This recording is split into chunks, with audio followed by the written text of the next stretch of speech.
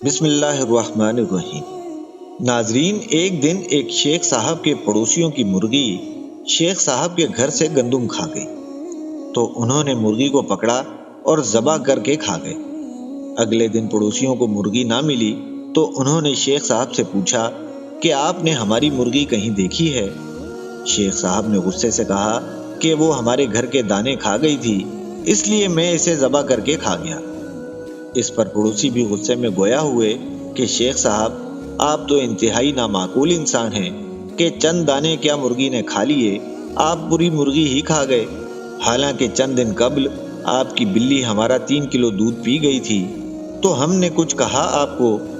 شیخ صاحب جھٹ سے بولے کہ اگر میری بلی آپ کا دودھ پی گئی تھی تو آپ بھی میری بلی کھا جاتے۔ پڑوسی تل ملا کر بولے، شیخ صاحب، بلی تو حرام ہوتی ہے۔